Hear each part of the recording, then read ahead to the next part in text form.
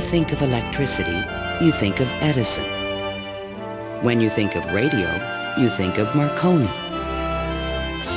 But there is one electrical genius who is nearly forgotten. A man who dreamed of giving the world an unlimited supply of energy.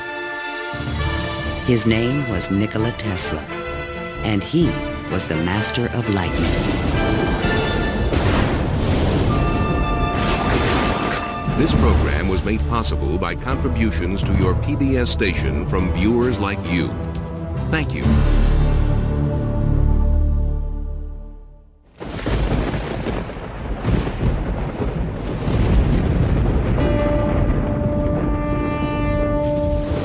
The progressive development of man is vitally dependent on invention. Its ultimate purpose is the complete mastery of mind over the material world, the harnessing of the forces of nature to human needs. Nikola Tesla, 1919. This is the story of a modern Prometheus who changed the world with electricity. It was Nikola Tesla who captured the power of Niagara Falls with his alternating current system and made it possible to transmit electricity to all of America and the world. It was Tesla who patented the technology for wireless communications that is used in all radio and television broadcasting.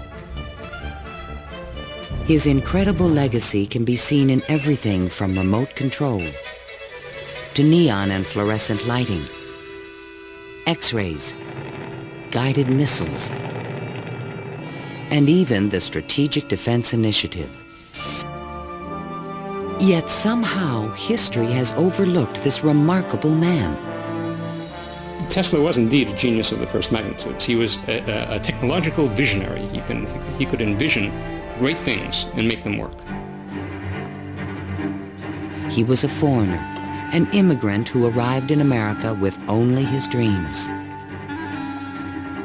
A proud and sometimes arrogant man, he worked and locked horns with some of the most powerful people of his day. Thomas Edison, who resented his ideas. Guglielmo Marconi, who capitalized on his inventions. George Westinghouse, who created the Westinghouse Electric Company with Tesla's patents. And the great financier, J. Pierpont Morgan, who supported and then abandoned him. At the height of his career, Tesla was one of the most famous men in the world. His inventions helped America grow into a powerful industrial nation. His ideas created billion-dollar corporations. But Tesla was not a practical man. Always driven toward the next great breakthrough, he failed to protect his commercial interests. In the end, others made fortunes with his inventions, and he wound up penniless and rejected. Money does not mean to me what it does to other men. All my money has been invested in inventions to make man's life a little easier. He was a visionary genius. There aren't many of them. And he was willing to give his life to his visions.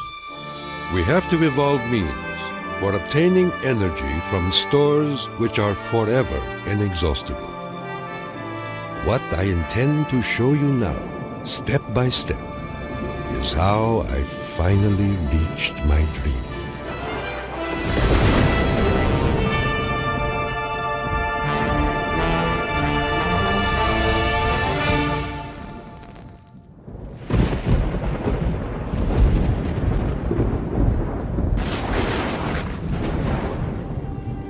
This is the house in which, by coincidence bizarre, I was born on the stroke of midnight between July 9 and 10, 1856.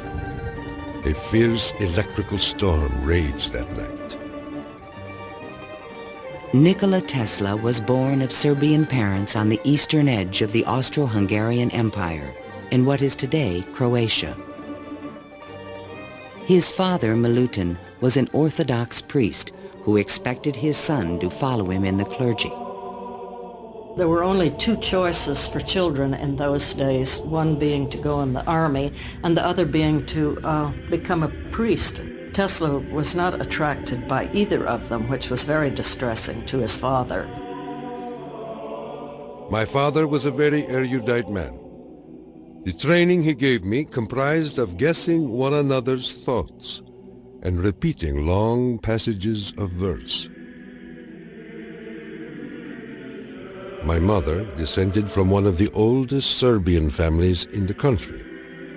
She invented and constructed all kinds of tools and devices and wove the finest designs from thread. Her fingers were nimble enough to tie 3 knots in an eyelash. Early on, Tesla began to demonstrate an extraordinary imagination. In my boyhood, I suffered from a peculiar affliction due to the appearance of images, often accompanied by strong flashes of light.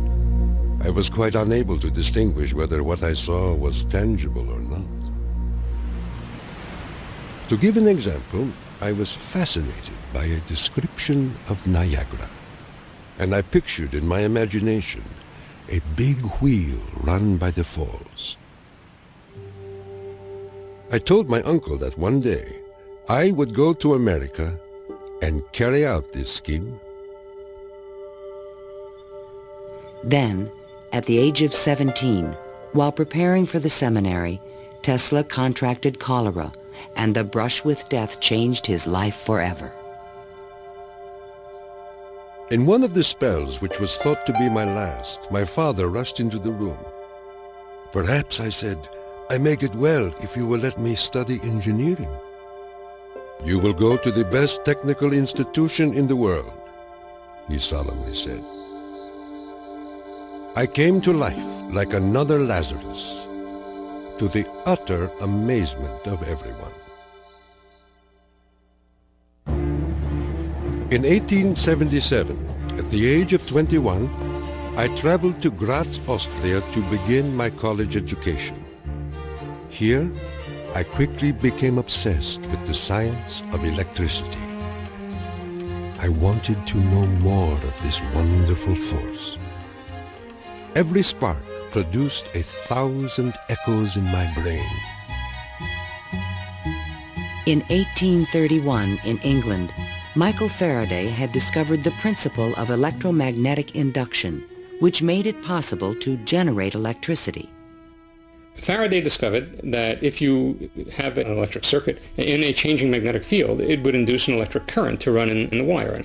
So this was the invention of the method of inducing, of creating oscillating or AC electric currents. And it was that invention that Tesla later harnessed into the electrical system that drives our civilization. Early electric motors operated on direct current electricity, but required a system of sparking connections to induce a rotary effect in the machine. I remarked to my professor that the design of generators and motors could be greatly improved by using currents that alternated. He embarrassed me greatly in front of my classmates, saying, "Mr. Tesla will never accomplish this. It is a perpetual motion scheme." Meanwhile, in America, Thomas Alva Edison had begun to experiment with vacuum tubes, producing the first commercial incandescent light bulb in 1878. Edison and Tesla would soon cross paths in a gargantuan technological struggle between direct and alternating current electricity. In 1880, Tesla moved to Budapest, where he found employment with the Central Telegraph Office. Here, his idea for an AC motor began to haunt him. In my room, I could hear the ticking of a watch with 3 rooms between me and the timepiece. A carriage passing at a distance of a few miles fairly shook my whole body. The whistle of a distant locomotive vibrated so strongly in my ears that the pain was unbearable. To recover from these attacks, I took long walks in the city park.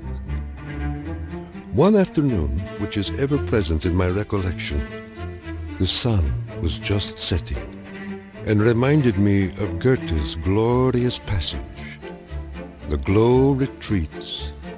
Done is the day of toil. Upon its track to follow soaring. As I uttered these inspiring words, the idea came to me like a lightning flash. I fell to my knees and drew a diagram in the ground. Tesla perceived a whirling field of energy. He suddenly knew he could recreate this rotating field by powering the coils of a motor in different steps or phases, like the pistons of an engine. The resulting forces of magnetic attraction and repulsion would literally twist the rotor in a circle, the electrical equivalent of the wheel. And all this was accomplished with alternating currents. It would soon turn the wheels of industry around the world. The strength of Tesla's mind was almost certainly in this sense of visualization, be able to see things move in front of him. You see, it was not a perpetual motion scheme.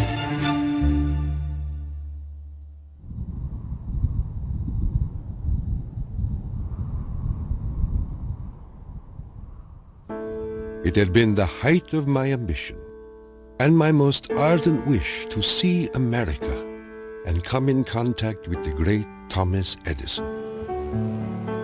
Accordingly, I undertook the voyage, and after losing my money and tickets and passing through a series of mishaps, including a mutiny in which I almost lost my life, I landed on these blessed shores with 4 cents in my pocket.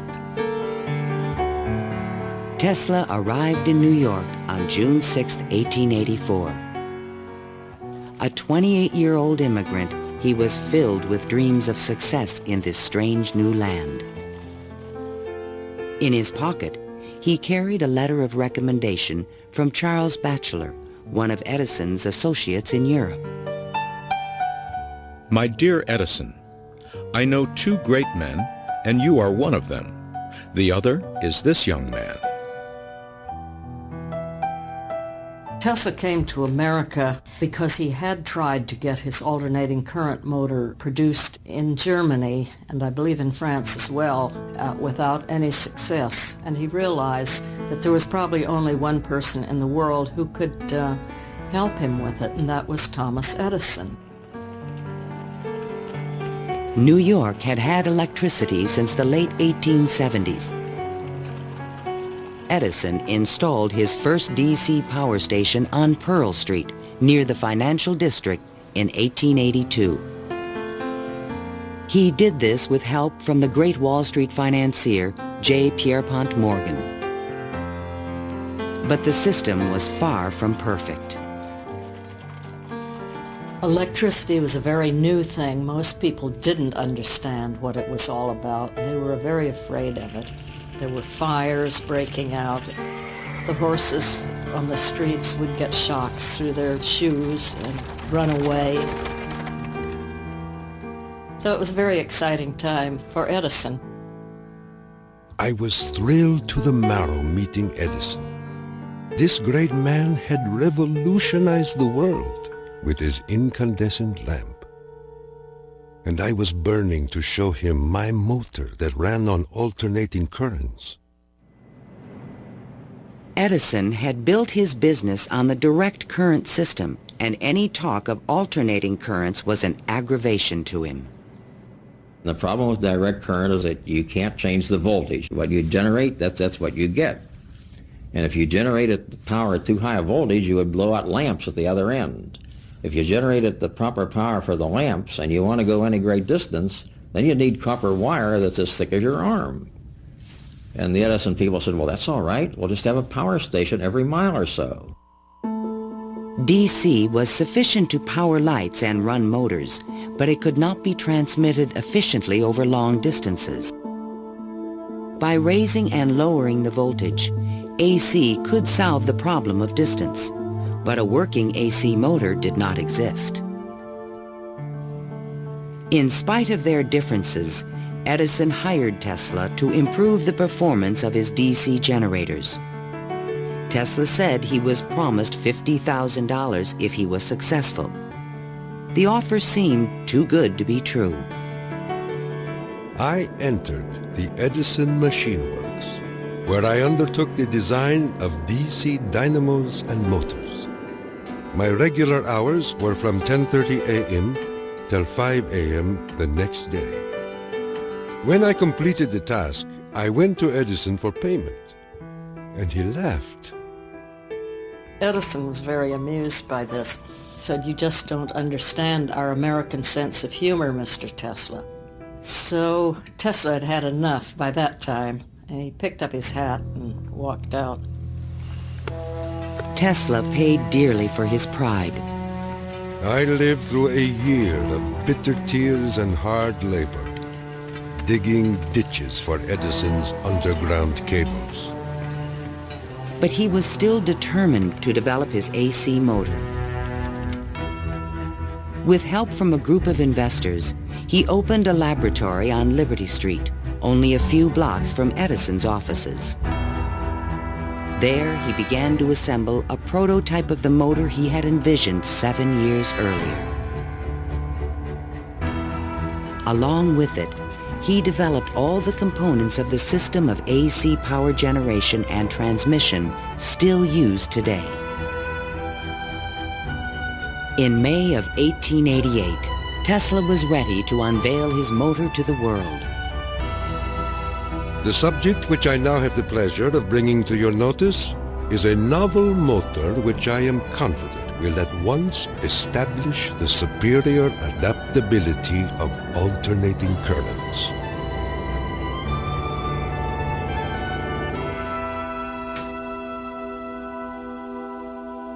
Over the next 5 years, 22 U.S. patents were awarded to Nikola Tesla for AC motors, generators, transformers, and transmission lines, the most valuable patents since the invention of the telephone. One of the few men who understood the great potential of Tesla's inventions was the Pittsburgh industrialist George Westinghouse. He visited Tesla's laboratory, and on the spot, he offered to purchase all the patents dealing with the alternating current system for $1 million. Westinghouse also proposed a royalty of $2.50 for each horsepower generated by a Tesla invention. The young Serb was on his way to fortune and fame, while other inventors looked on with fascination and with envy. In all my troubles, I did not neglect to become a real American citizen, making me a proud and happy man.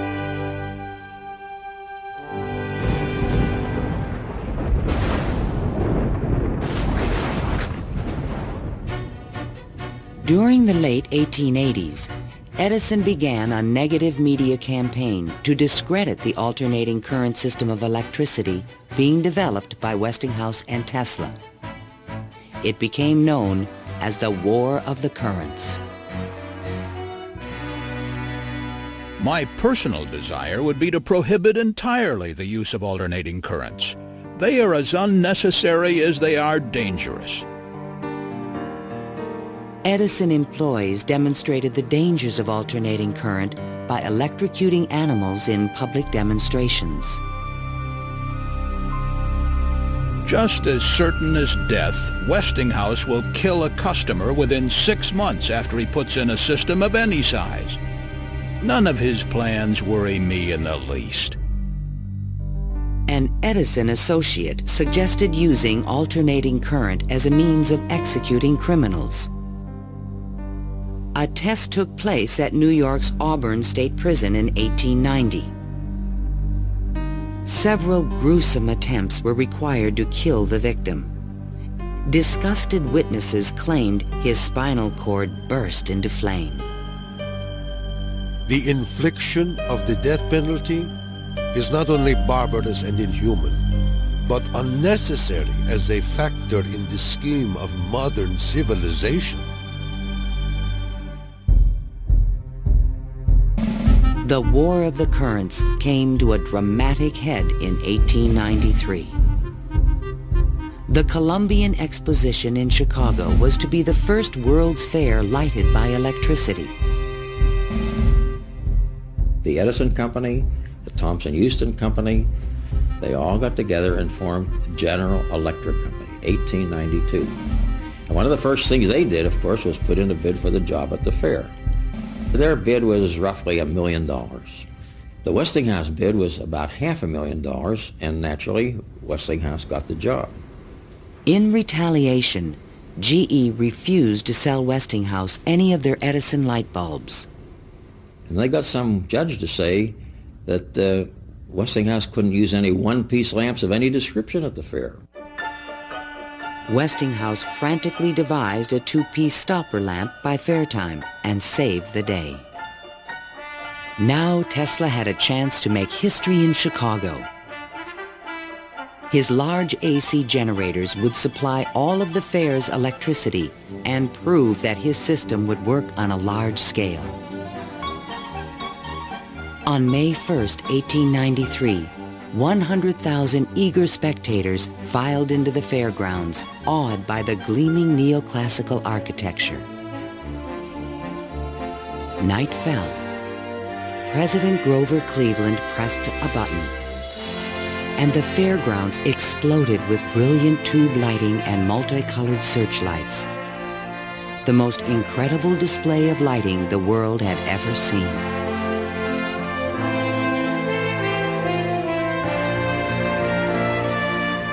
In the great hall of electricity, the public could see that the Tesla-Westinghouse system made it all possible. To overcome the impression that AC was dangerous, Tesla put on remarkable demonstrations. He created a device called the Egg of Columbus to show the rotating magnetic field created by his AC motor. In his room, he had cork-soled shoes on and a tuxedo and white tie and a top hat. And he would put his hand on a terminal, which would flash electricity through his body, creating a great shower as his whole body was encompassed in flame. And people were quite impressed by this, to say the least. The Chicago Exposition left an indelible impression on the American imagination.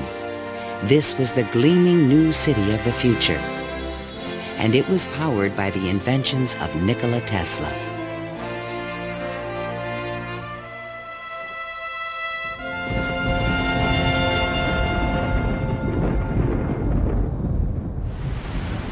Since childhood, Tesla had dreamed of harnessing the power of the great natural wonder called Niagara Falls. The famous British physicist Lord Kelvin was now head of an international commission to find a way to use the fall's power. He had sent a cable to all the other members of his commission, and it said, "Trust you avoid the gigantic mistake of alternating current." But all this dramatically changed when Lord Kelvin attended the Chicago Exposition and saw the AC system in operation. A contract was immediately awarded to Westinghouse Electric to power the mighty cataract with AC. The technical challenge was daunting. The Niagara plan called for 3 5,000 horsepower alternators, the largest generators ever made. Tesla and Westinghouse engineers had heated disagreements about the operating frequency. Even when the system was finally installed, Tesla was the only person who was certain it would operate. The technical details have been completely worked out. All that now remains is for the switch to be thrown. In 1896, The system went online, and the electrical age began. The waters of the upper Niagara turned enormous water turbines connected by shafts to the massive 5,000 horsepower generators.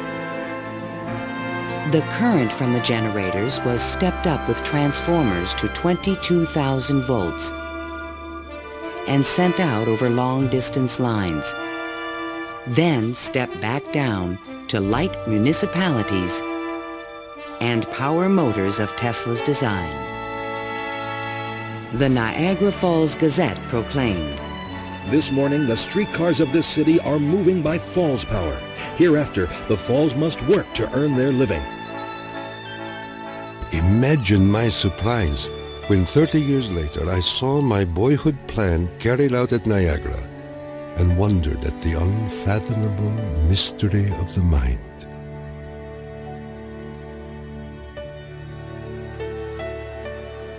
Within a few years, the number of generators at Niagara was increased to 10.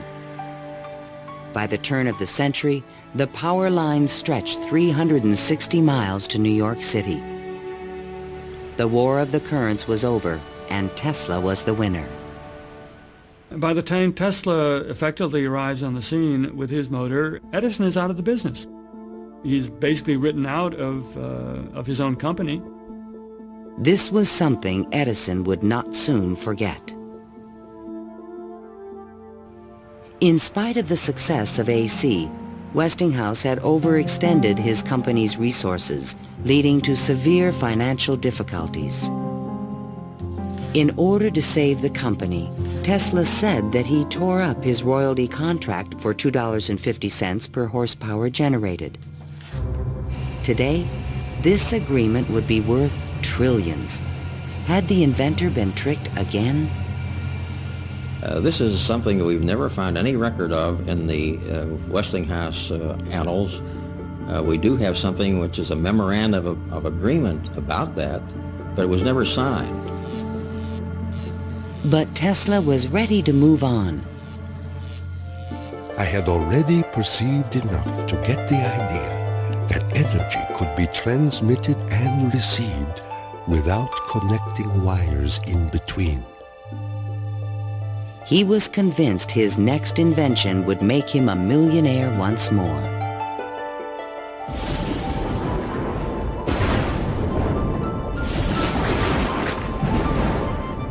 My services with Westinghouse being no longer essential, I resumed experimental work in a laboratory on Grand Street, where I began immediately the design of high-frequency machines. Following the success of Niagara, Tesla was at the height of social acclaim. Everyone wanted to know more of this mysterious foreigner who was transforming the world with his electrical inventions. So far as personal appearance goes, no one can look upon him without feeling his force. His cheekbones are high and prominent, the mark of the Slav. His eyes are blue, deeply set, and they burn like balls of fire. Franklin Chester, the Citizen. Why was he so well known and so popular? It's because the technological advances that he made were so directly related to the relief of the drudgery that people had to endure in their work lives. They could see what he did helped them personally. Every evening, Tesla showed up at Delmonico's, the most expensive restaurant in town, to be shown to his special table. He is fanatical about his dress, usually sporting a fine waistcoat, white leather gloves, and a derby hat on his head. He is meticulous about his health and drinks a glass of whiskey a day, saying it will increase his life expectancy to 150 years of age. Tesla hobnobbed with the leading politicians, millionaires, and celebrities of the era. This was the best way for independent inventors to find support for their projects. His friends were the New York elite, John Jacob Astor, William K. Vanderbilt, and the writer Mark Twain. I have just seen the drawings and description of an electrical machine lately patented by Mr. Tesla, which will revolutionize the whole electric business of the world. One of Tesla's closest friends was Robert Underwood Johnson, editor of the prestigious Century magazine. Johnson's wife was deeply in love with Tesla. My dear Nicky, do leave aside the millionaires and Fifth Avenue for some simple pleasures. From one distinguished only by a great weakness, Katherine Johnson. In fact, the world-famous inventor was also New York's most intriguing bachelor. The fact that he never married, I think, had almost nothing to do with his interest in women. It appeared that he was always very interested and was attractive to women. Many women sought his attention. The beautiful and wealthy socialite Flora Dodge, and even the famous French actress Sarah Bernhardt. But in spite of his charisma, Tesla was only interested in his inventions. He had so many phobias that he couldn't have had close relationships with women. He didn't like most of the jewelry that they wore or the perfume, and he couldn't bear to touch hair. And and in fact, he didn't like to shake hands. And so these are all things that do tend to discourage intimate relationships. The inventor even claimed that he destroyed his sexuality at the age of 40. A certain French actress kept coming to me and made it impossible for me to concentrate. It's a pity, too, for sometimes I feel so lonely.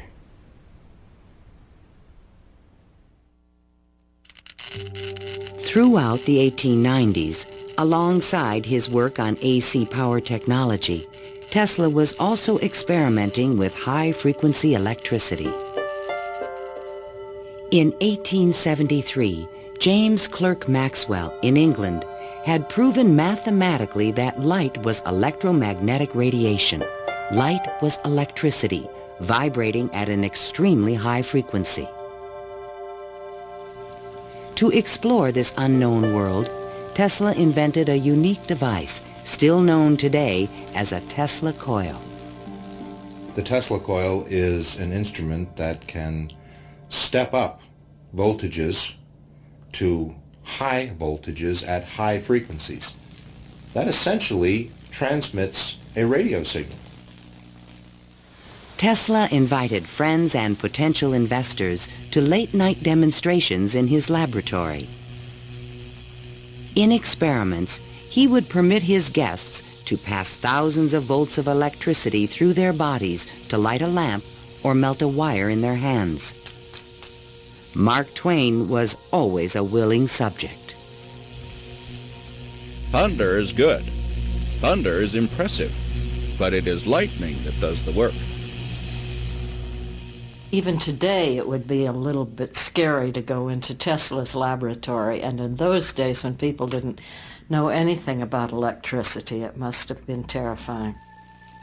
With high frequencies, Tesla developed some of the first neon and fluorescent illumination. He also took the first X-ray photographs.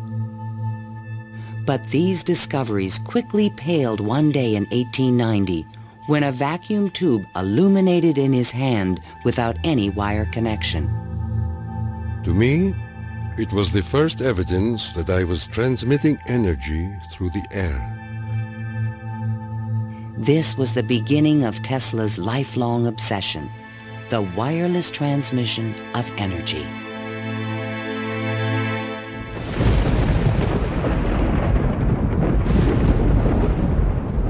In 1892, Tesla was invited to Europe to present the results of his high-frequency experiments.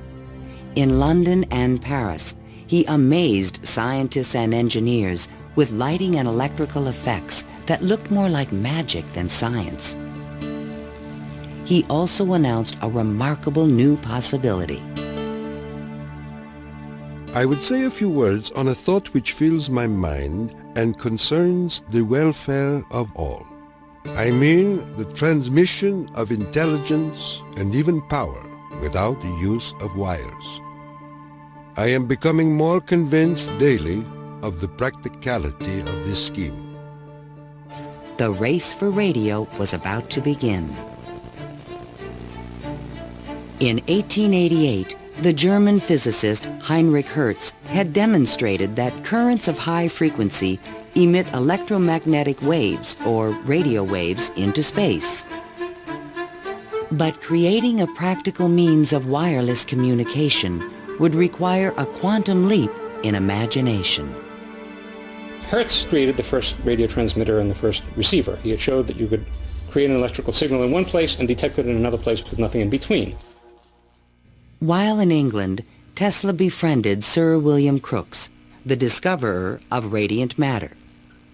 Crookes was a mystic and believed that human beings could communicate telepathically when they were attuned to high-frequency brainwaves. Tesla was skeptical, but one night in his bed he had a powerful and disturbing vision. I saw a cloud carrying angelic figures, one of whom gradually assumed the features of my mother. In that instant, a certitude, which no words can express, came upon me that my mother had died. And that was true. Tesla was convinced that he and his mother were tuned to the same frequency. His otherworldly experience would soon lead him to another revolutionary invention. On his return to New York in 1893, Tesla banished himself from social life and disappeared into his new laboratory on South Fifth Avenue. Following his uncanny intuition, he soon discovered that Tesla coils would transmit and receive powerful radio signals when they were tuned to resonate at the same frequency. Tuning is the key to all radio and television transmission. In my laboratory, I could take in my hands a coil tuned to my body and collect 3/4 horsepower anywhere in the room without any tangible connection. Sometimes I would produce flames shooting out from my head and run a motor in my hands, or light 6 or 8 lamps. By early 1895, Tesla was ready to transmit a signal 50 miles to West Point, New York. He could now produce 1 million volts with his new conical coil. But that year, on the Ides of March, disaster struck. Fire broke out in the building which housed Tesla's laboratory. Everything was lost. Utterly disheartened and broken in spirit, Nikola Tesla, one of the world's greatest electricians, returned to his room in the Gerlach yesterday morning and took to his bed. He has not arisen since. I was devastated. What could I say? The work of a lifetime lost in a fire that lasted only an hour or so. The timing could not have been worse. In England, a young Italian experimenter named Guglielmo Marconi had been hard at work and created a device for wireless telegraphy. Concerned that Marconi would exploit his ideas, Tesla opened a new laboratory and rushed to complete his own system for wireless communication. This patent, filed by Tesla in September 1897, is the fundamental technology for radio. But it would be 50 years before Tesla got credit for his invention. Various people in various different countries had the idea of exploiting this as a means of communication. But I think Tesla was the one with the real vision, in which you would broadcast signals on a definite carrier frequency, and then you would have a series of antennas that were sensitive to one frequency only, tuned to a certain frequency, and would detect just one of these signals and make it an intelligible transmission. And once again, his vision describes the world that we live in.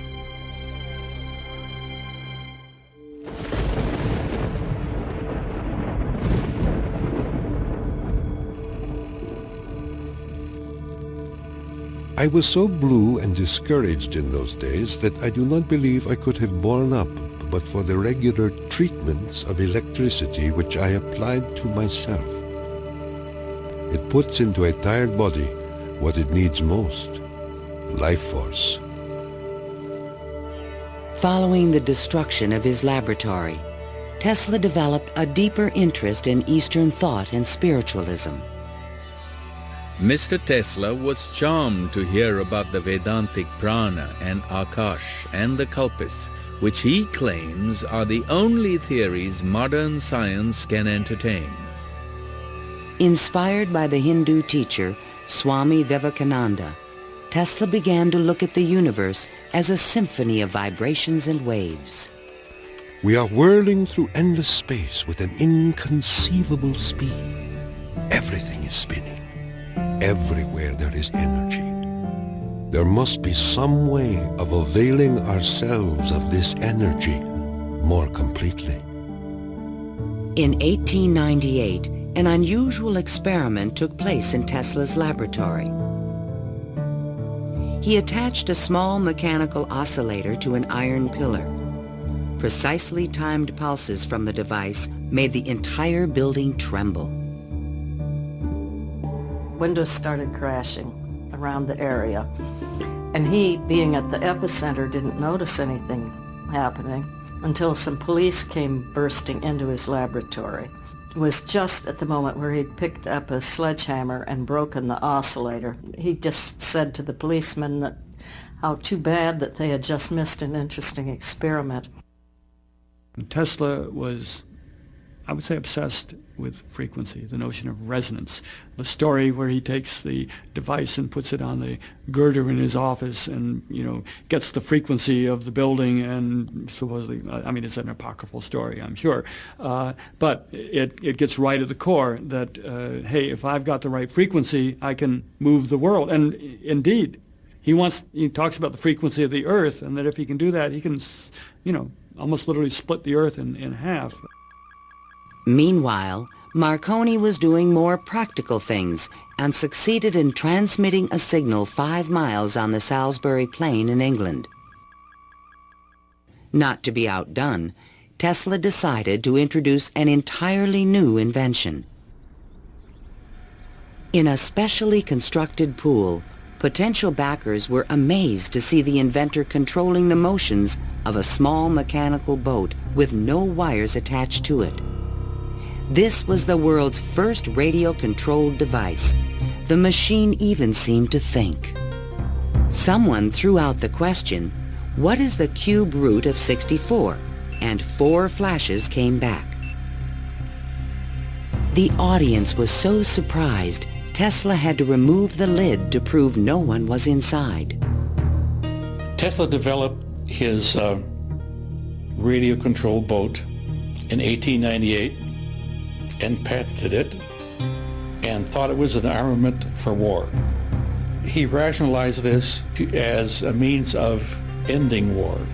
The military who looked at it thought it was too complicated and vulnerable.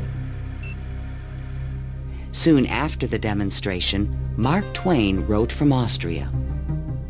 Dear Mr. Tesla, have you the Austrian and English patents on that destructive terror which you have been inventing, and thus make war henceforth impossible? If so, won't you set a price on them and commission me to sell them? Sincerely yours, Mark Twain. But I have no desire to be remembered as the inventor of a purely destructive device. I prefer to be remembered as the inventor who abolished war. That will be my highest pride.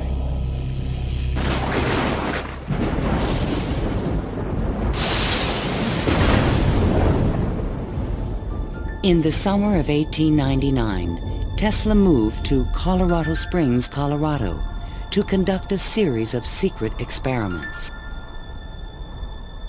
He told curious local reporters that he intended to send a wireless message from Pikes Peak to Paris for the Paris Exposition of 1900. But his plans were even more ambitious. I came to the conclusion that it would be ultimately possible, with very little elevation, to transmit electrical power through the upper atmosphere. Just outside the city, he constructed an experimental station with sliding roof panels. A quote in Italian from Dante's Inferno hung by the entrance of the strange wooden structure. It read, "Abandon hope, all ye who enter here." During the construction phase, Tesla studied lightning. Now, I can understand Tesla's fascination with it, because what happens in lightning is that electricity is being transmitted from one place to another. Electric power, not just electric signals, but real electric power is being transmitted from one place to another. And the way it happens is that the air itself breaks down, it ionizes, it becomes what we call a plasma, and therefore for a moment it's a conductor, and it's actually conducting electricity just the way an electric wire conducts electricity. Inside the station, he began to assemble the largest Tesla coil ever built, which he called the magnifying transmitter. An antenna rose 145 feet above the building, crowned with a copper foil sphere. The entire station was, in effect, a machine to create lightning. Late one evening, Tesla put his transmitter to the test. He signaled to an assistant to close the switch. Huge streamers of electricity shot out of the coil and darted through the room. The sound of the exploding discharges was deafening. Outside, above the building, bursts of artificial lightning, more than 100 feet long, began to shoot out of the ball atop the antenna. Its thunder could be heard 20 miles away in the small mining town of Cripple Creek.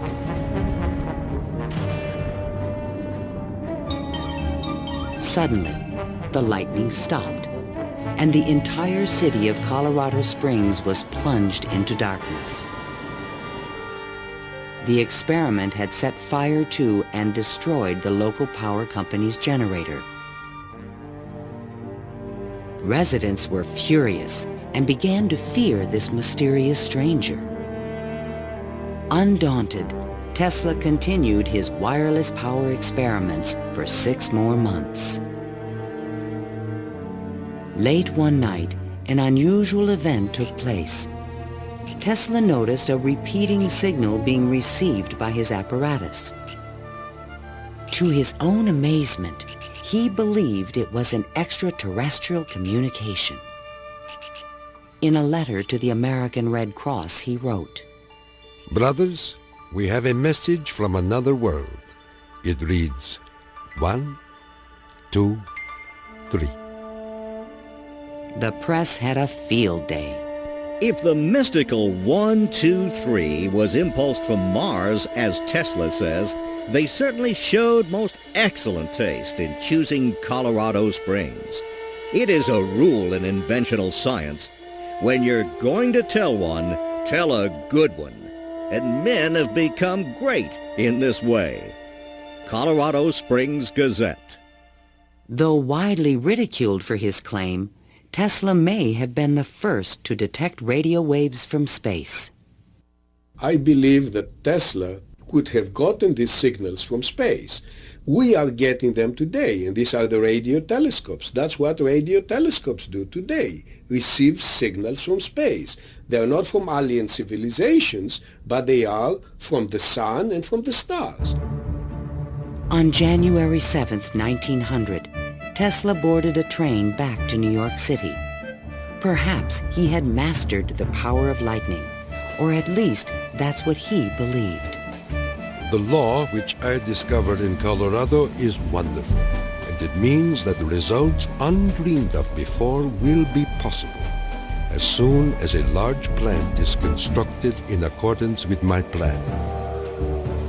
See the excitement coming.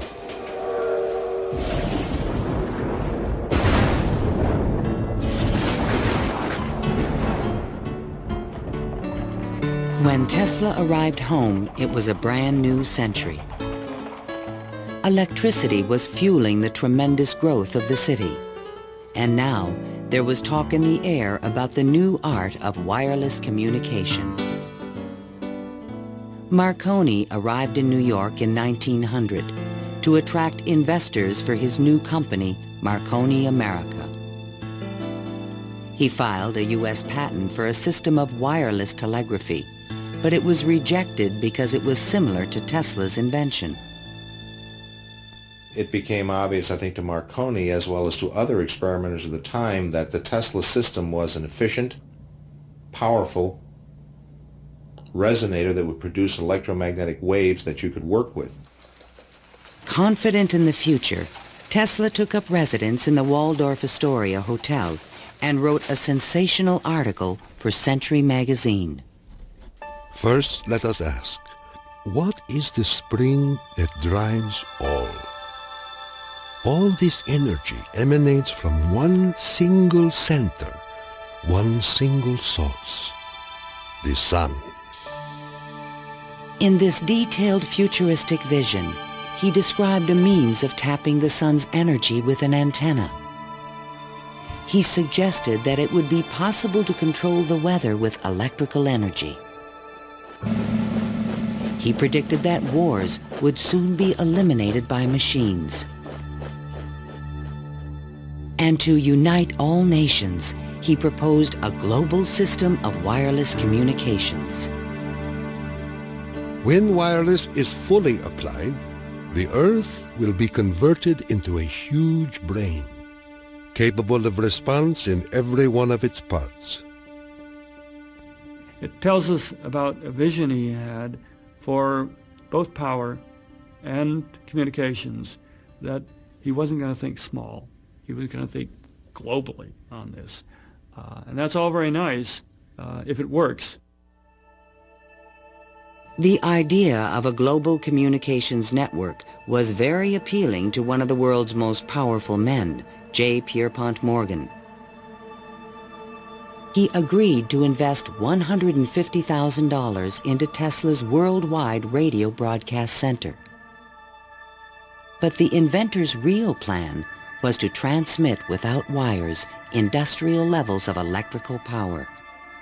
Tesla chose to keep this a secret from his investor. In the summer of 1900, Tesla moved to Shoreham, Long Island, and began construction of a huge tower and plant called Wardenclyffe.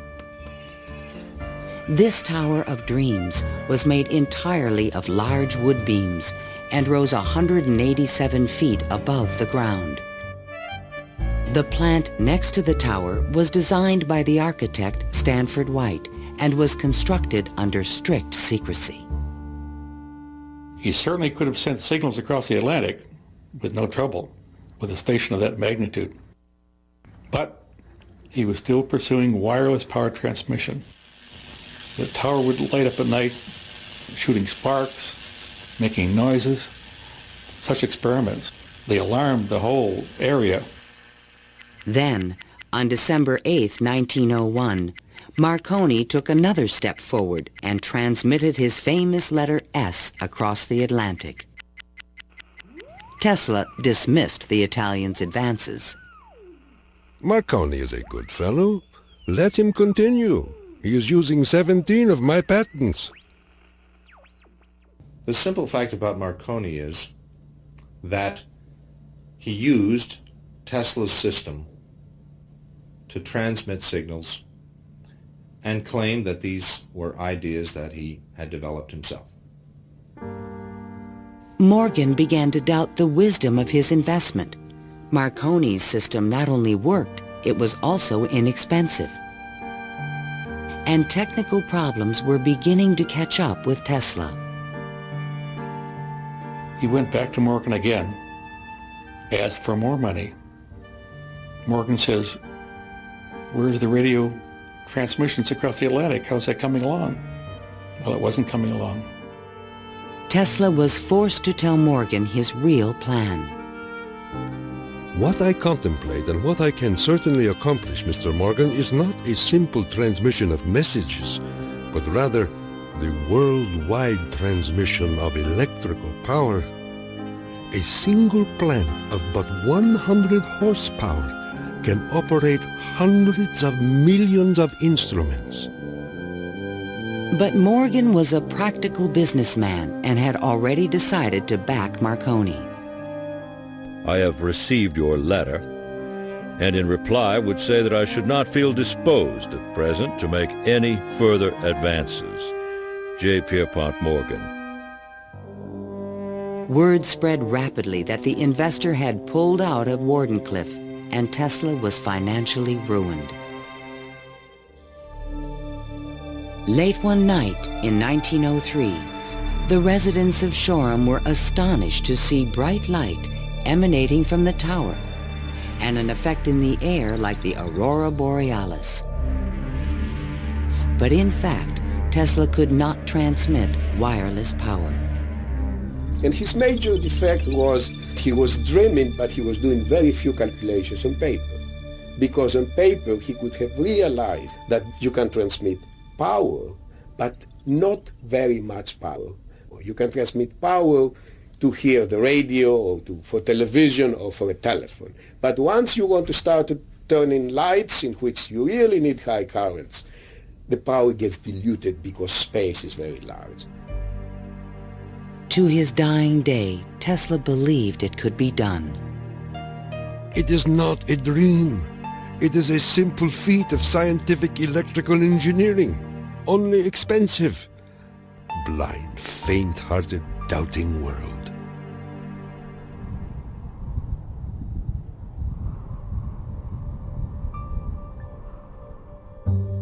Wardenclyffe marked a turning point in Tesla's career. Like a modern Prometheus, he had reached too high and failed. In 1904, the U.S. Patent Office suddenly reversed its previous decisions and gave Marconi a patent for radio. 1 year later, Tesla's fundamental AC patents expired. Now the inventions that powered the world could be used by anyone free of charge. The public didn't realize that he had made this invention that had made billionaires out of corporations, and that he himself was broke.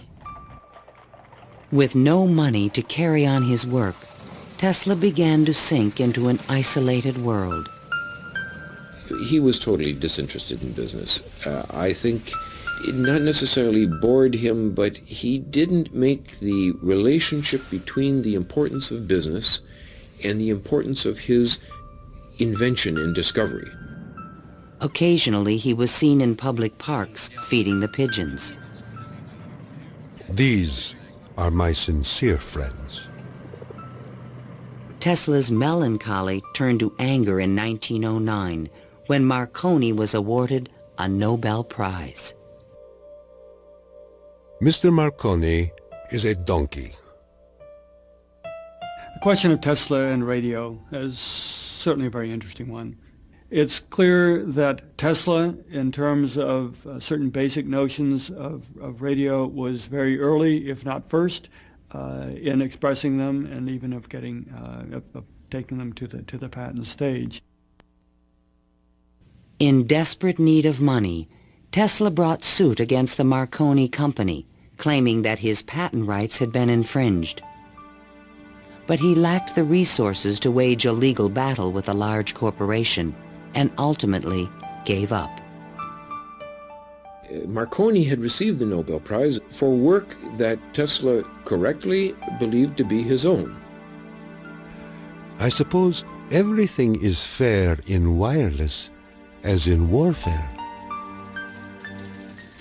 In 1915, the Nobel Prize entered Tesla's life once again. The Swedish government has decided to distribute the Nobel Prizes next week as follows. Physics, Thomas A. Edison and Nikola Tesla. Even Tesla was surprised by the front-page announcement in the New York Times. I have concluded the honor conferred upon me concerns the transmission of electrical energy without wires. But 1 week later, the award was given to William H. Bragg of Oxford, England, for his work with X-rays and crystal structure. The embarrassing situation was never really explained. A rumor spread that Tesla had refused to share the prize with Edison. The difference that the Nobel Prize could have made in Tesla's life soon became evident. Testimony given by Nikola Tesla, the electrical inventor, in a judgment for $935 back taxes was filed yesterday. Mr. Tesla said under oath that he was penniless and had been living on credit. In an attempt to give him long overdue recognition, the American Institute of Electrical Engineers decided to award Tesla their prestigious Edison Medal. But on the night of the presentation, the guest of honor was missing. And Edison was conveniently away on business. They found Tesla across the street by the New York Public Library, feeding the pigeons. Later that night, he was persuaded to accept his medal and announced that he had finally completed his invention to transmit wireless power. The energy goes to a distant place, and you will see something like the aurora borealis. To conclude, we are coming to great results. The audience thought Tesla was losing touch with reality.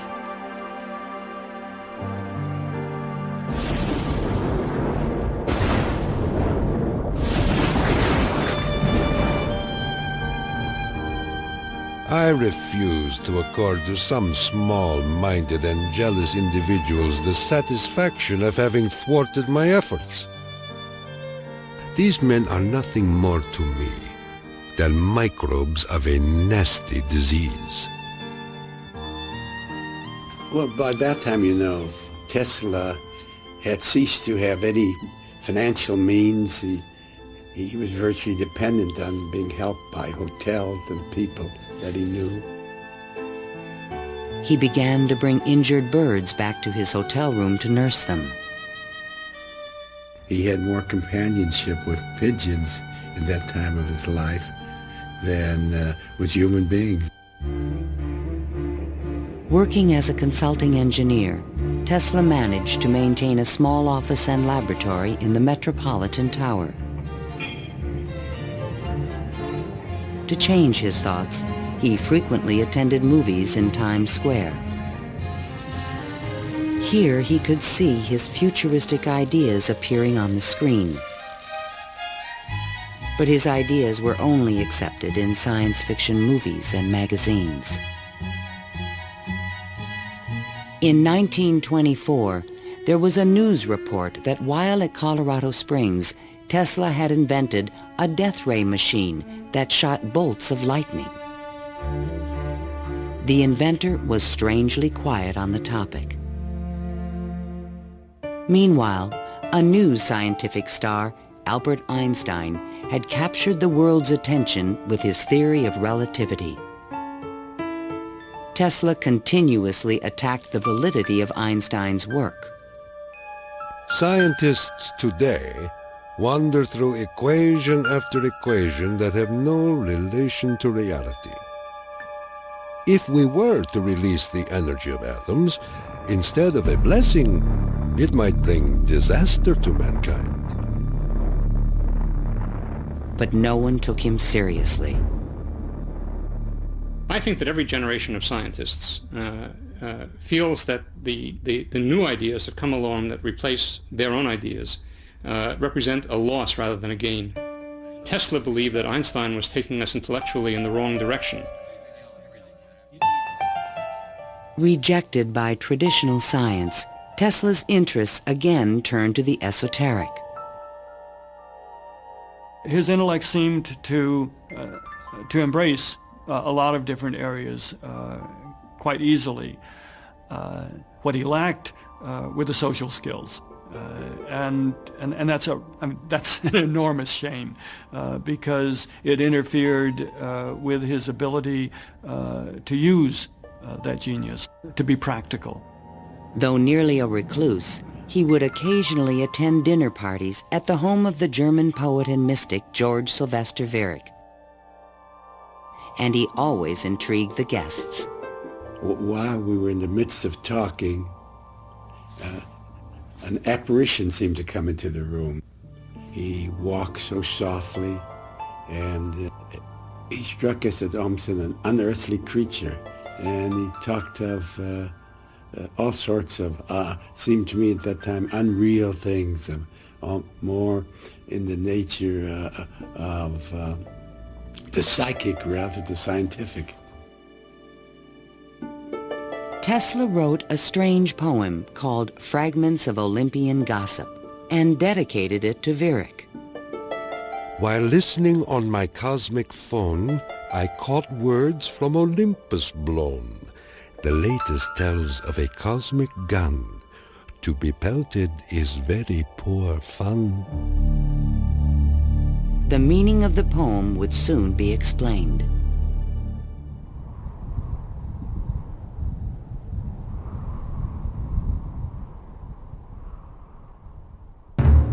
I inherited from my father an ineradicable hatred of war. But war can be stopped, not by making the strong weak, but by making every nation, weak or strong, able to defend itself.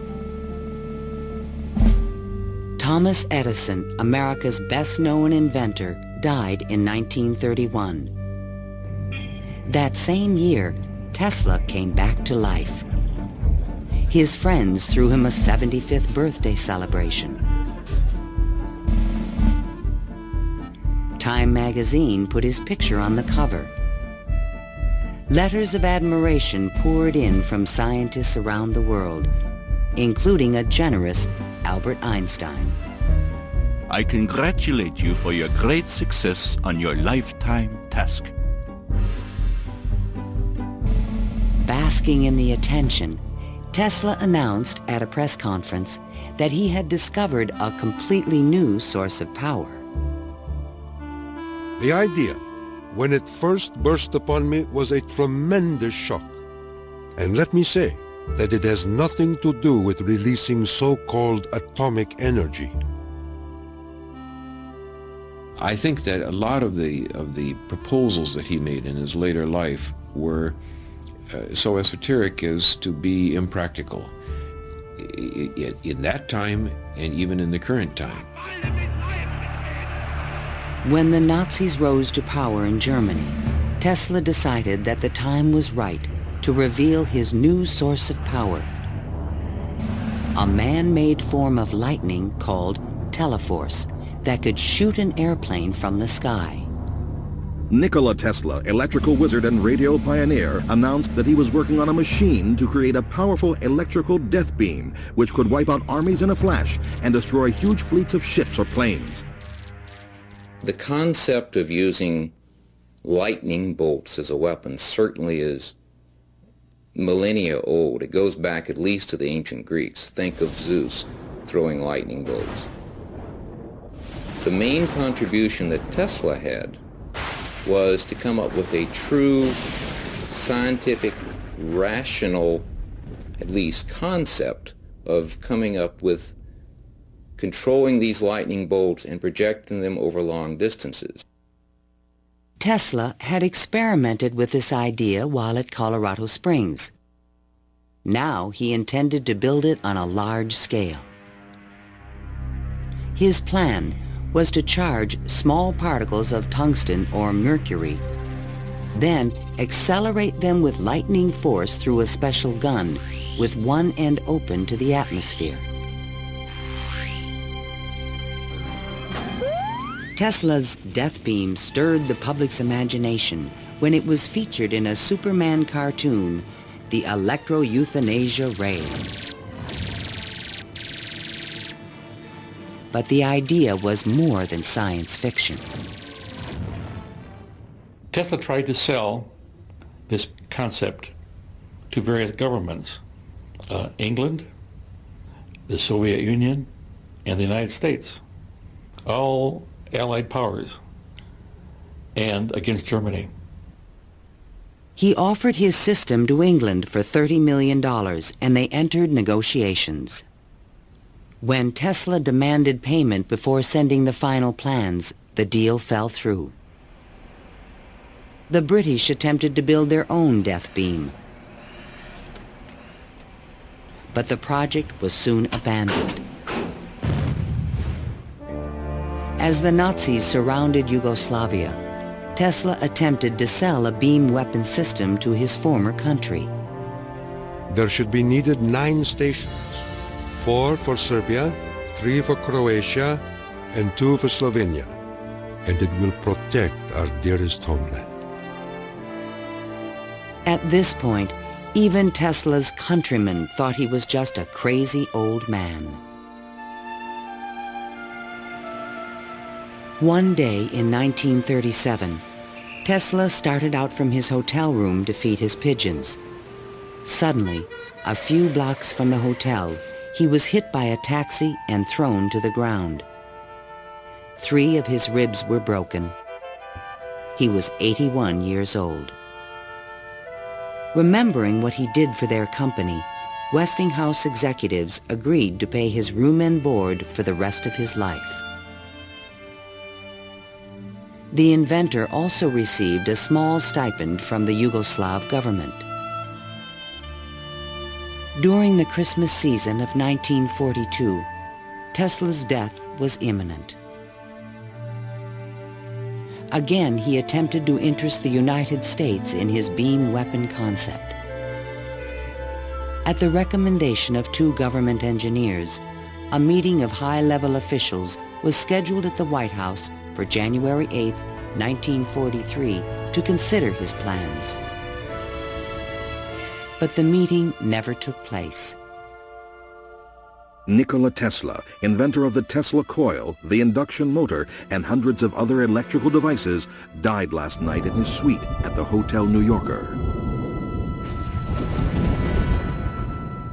On last Thursday night, here in our city of New York, a man who was 87 years of age died in his humble hotel room. On January 10, 1943, Mayor Fiorello LaGuardia of New York paid tribute to Tesla on the radio. He died in poverty, but he was one of the most useful and successful men who ever lived. Were we to eliminate from our industrial world the result of Tesla's work, the wheels of industry would cease to turn, and our electric trains and cars would stop. Our towns would be dark, our mills and factories dead and idle. But Tesla is not dead. The important part of Tesla lives in his achievement, which is great, an integral part of our civilization, of our daily lives, of our current war effort. Ironically, only 5 months after Tesla's death, the United States Supreme Court declared elements of the Marconi patent invalid. The decision confirmed Nikola Tesla's patent priority for the fundamental technology of radio.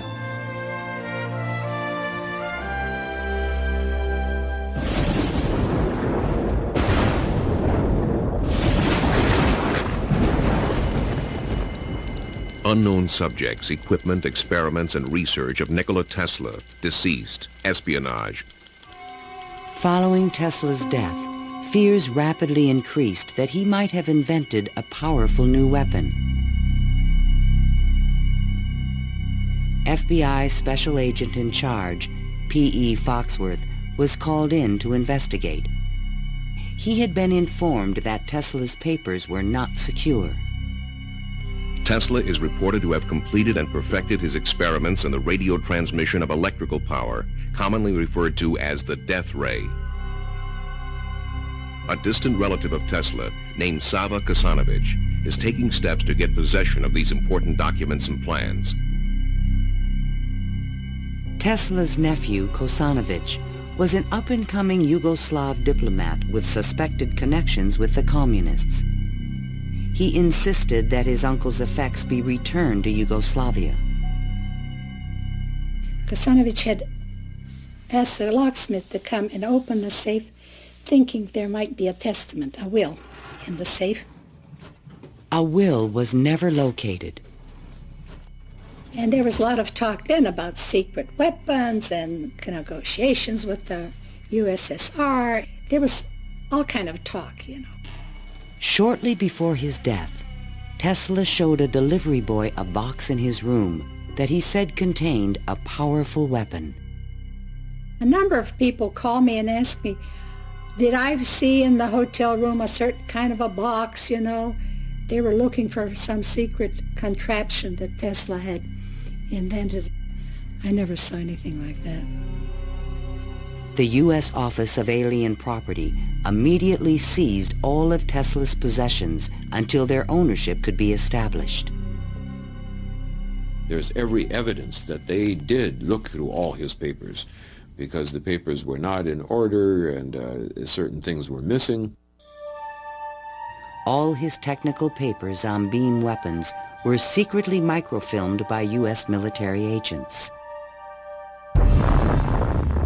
On August 6, 1945, the first atomic bomb was exploded on Hiroshima, Japan. Soon after, the bomb would be in the Soviets' hands. During this period, copies of Tesla's papers on the beam weapon were shipped to Wright Field in Dayton, Ohio. There, a top-secret research program began called Project Nick to find a defense against nuclear missile attack. Copies of some of his papers were sent to Wright-Patterson in 1945, not to my facility, not even the predecessor of my facility, but to another part of the base for analysis. And then they vanished. Nobody seems to know what happened to them. In 1952, Sava Kasanovich obtained permission from U.S. authorities to return Tesla's estate, still stored in New York, to the inventor's homeland.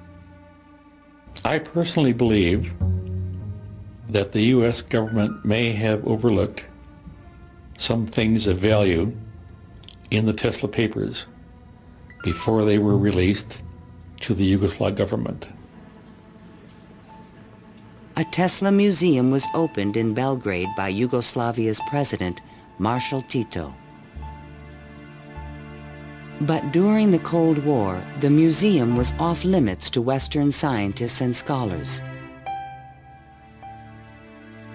Then, in 1960, Soviet Premier Khrushchev announced that the USSR had developed a powerful new weapon. There was concern in the U.S. that the Russians may have access to Tesla's missing papers on beam weapons in Belgrade and elsewhere. It's possible that these papers on the particle beam weapon were obtained by the Soviet Union, but it wasn't the only copy. In other words, I think that the United States has always had Tesla's papers on particle beam weaponry. An American beam weapon program began at Lawrence Livermore Laboratories, but engineers could not produce an effective directed energy weapon. I've always been a sort of a fan of Nikola Tesla, an admirer, and definitely he had the concept of a charged particle beam weapon back in the 1930s. I haven't a clue, to be quite honest, how he meant to actually do it. In 1978, evidence suggested that the Soviets were attempting to build a huge beam weapon near Semipalatinsk in the Ukraine. Soon after, President Ronald Reagan announced the Strategic Defense Initiative in March 1983. I call upon the scientific community in our country, those who gave us nuclear weapons, to turn their great talents now to the cause of mankind and world peace, to give us the means of rendering these nuclear weapons impotent and obsolete. Tesla's concept for a beam weapon defense shield was finally taken seriously by the United States to combat the destructive threat of atomic weapons. In spite of circumstantial evidence, there is no direct proof that Tesla's ideas or plans were used in the Strategic Defense Initiative. And even today, after decades of investment and research, scientists still disagree on whether beam weapons are realistic. Basically, let me just make a short statement. That's all I'm really at liberty to say, is that a considerable amount of effort has taken place in the United States and in a number of other countries trying to get these things up to a real weaponizable status. Let me stop at that point. No U.S. government archive has any record of Tesla's technical papers, which were copied immediately after his death. And what has become of Tesla's great dream to transmit electrical power without wires? This is the Navy and Air Force High Frequency Active Auroral Research Program, or HAARP, in Gakona, Alaska.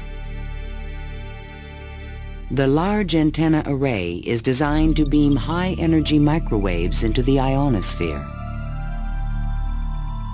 Tesla was his genius because way before anybody knew or even understood the physics of the Earth and what we call today the ionosphere, which is a layer of ionized particles about 80 kilometers above the Earth, he conceived it and he tried to use it to produce a variety of new concepts.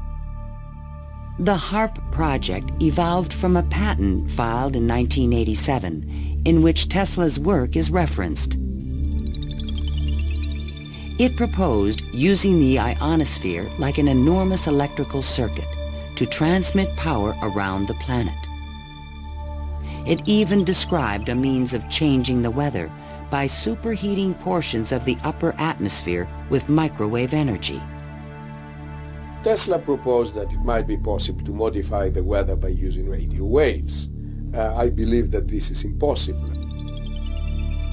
Ionospheric modification is still in its early experimental stages, but microwave technology has already made it possible to transmit wireless power with the use of satellites.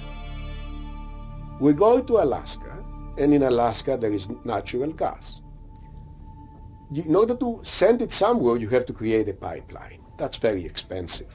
So we said, all right, let's go into Alaska, create microwaves from the natural gas, send them to a satellite at a particular geosynchronous orbit, put a reflector there, and send it to Japan. And in Japan now, you get the antenna, which transforms these microwaves into 60 hertz, and you get electricity. So you make essentially Tesla's dream.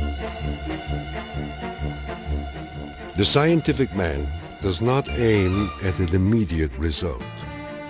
He does not expect that his advanced ideas will be readily taken up. His work is like that of the planter for the future. His duty is to lay the foundation for those who are to come and point the way. He was special. I mean, he was unique. He was unusual in all sorts of ways.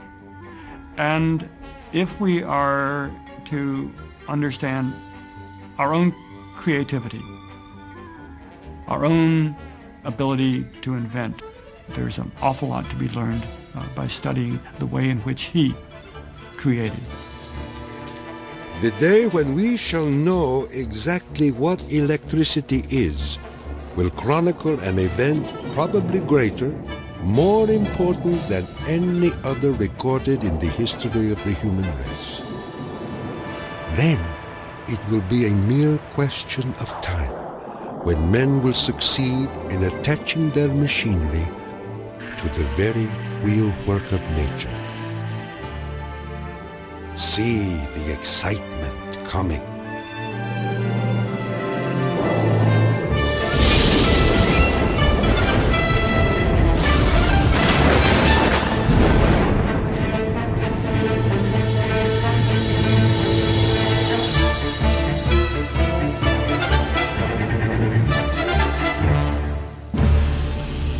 To learn more about Nikola Tesla, visit PBS online at pbs.org.